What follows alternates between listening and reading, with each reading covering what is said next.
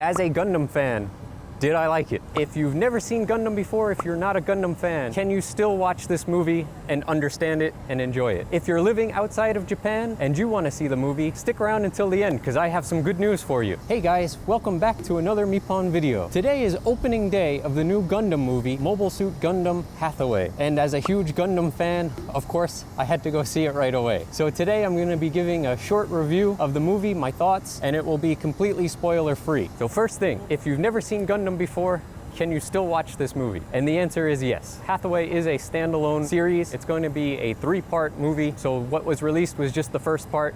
I'll get to that more in a little bit, but the story is a standalone story. If you've never seen Gundam before, I think you can still watch it and enjoy it. They do explain a little bit of the background, but there are some Easter eggs thrown throughout. On some of the laptops or iPads that they use, they do have some references on there to prior Gundam series or things in the Gundam universe. So if you are a fan and you watch the movie, you'll probably see a lot of different Easter eggs that, help you nerd out. But if you've never seen Gundam before, you can definitely still go watch this movie and enjoy it. If you want to watch the movie and you want to try to get into Gundam a little bit before you see the movie, I would suggest you watch Gundam Unicorn. Gundam Unicorn takes place a few years before this movie and the official UC timeline. So that would be my recommendation. You have a little bit of time before you can watch it outside of Japan. So if you want to start getting into Gundam, watch Gundam Unicorn. It is available on Netflix, and that should set you up nicely to watch this movie. So Mobile Suit Gundam Hathaway,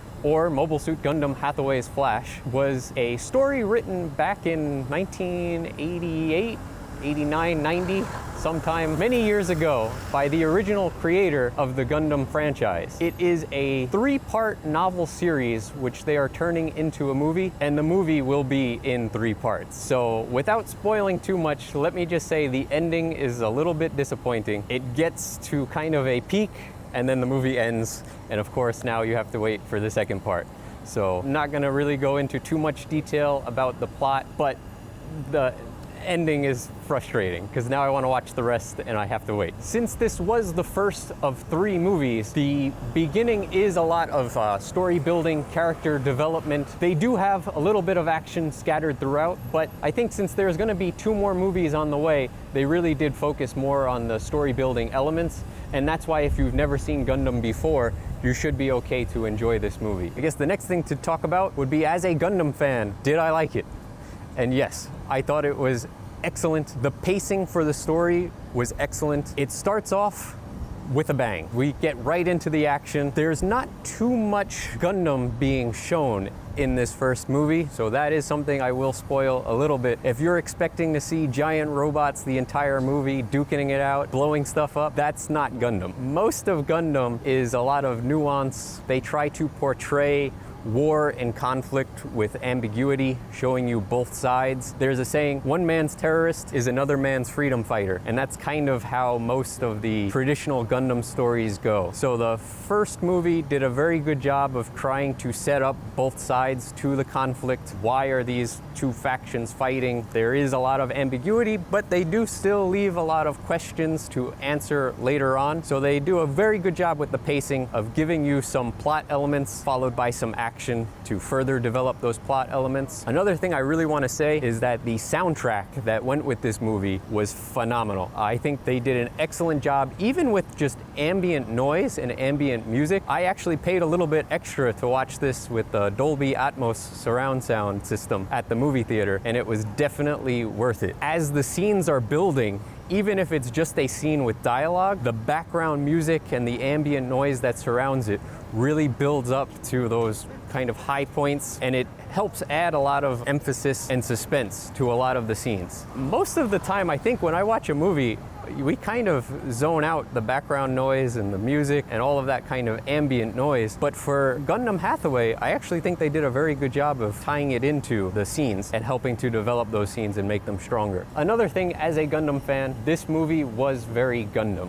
It had the essence of Gundam. Gundam is not really traditionally all about just big mechas duking it out, blowing stuff up. A lot of Gundam is those kind of interpersonal relationships between characters, world building with political tensions and kind of the reason behind the fighting. There is a saying, one man's terrorist is another man's freedom fighter, and this movie kind of takes that to heart. The first movie does a lot of story building, and it tries to introduce those characters and give you little glimpses into why there is conflict and some of that ambiguity. They do still leave a lot of questions, so it keeps you, waiting to find out more. But the ending, man, I'm just gonna say it again, the ending is disappointing because we get to such a good point and then the movie stops. It definitely did not feel like an ending.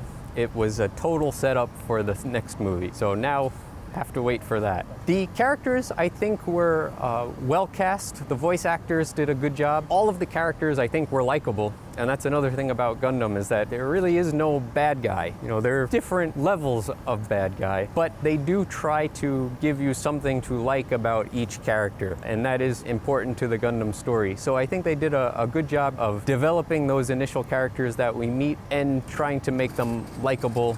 You don't necessarily want them to just be forgotten or killed off right away. Next, how was the animation? And this is the part where I am a little conflicted. The opening scene is terrible CGI that transitions very quickly and abruptly into this kind of cartoony, I don't want to say bad, but not very detailed animation style. And that is something that continues throughout the movie. If we think of Kimetsu no Yaiba, that animation was phenomenal. With this movie, it looks a little generic. It does have a stylized approach to it. I think that kind of cartoony, less detailed design is a stylized approach, but I'm not sure how well it works. And throughout the movie, anytime that they show Gundams or cars, any type of vehicle, they mainly do that in CGI. So we might have a background with kind of 2D, kind of cartoony, generic, poor,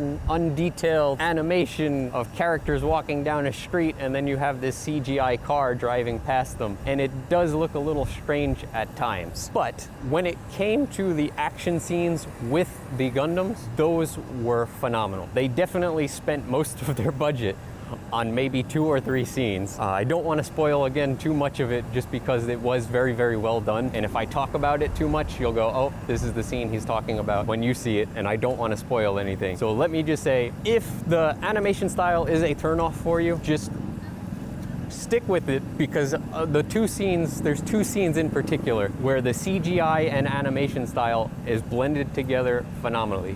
Probably one of the best anime to do it. It's a shame the whole movie wasn't done in that style. One thing I did notice in the credits, and I might be wrong, but in the credits I saw quite a number of studios listed. So I think maybe some studios had some of the CGI, some studios did some of the unaction scenes, and then some of the bigger main studios did the main action scenes. I'm not sure. I could be wrong. If that's true, it would make sense. It would make sense why it was a little bit generic and cartoony and less detailed, because having many studios working on something that is heavily stylized, something like Kimetsu no Yaiba, I think could be very difficult to pull off. So if you live outside of Japan, how can you watch this movie? Well, there's good news. Netflix just announced that they acquired the streaming rights for territories outside of Japan. It will be available to stream on Netflix starting July 1st, so you don't have very long to wait. So again, if you want to get into the Gundam series, and you have Netflix, watch Gundam Unicorn. That should take you until the movie is released for Gundam Hathaway. So if you're interested in the anime life in Japan and you want more movie reviews, leave this video a like and subscribe to the channel. So for those Gundam fans out there, leave me a comment down below and let me know what your favorite Gundam series is. This is going to be a very jumbled video, so we might have to cut parts and put them together.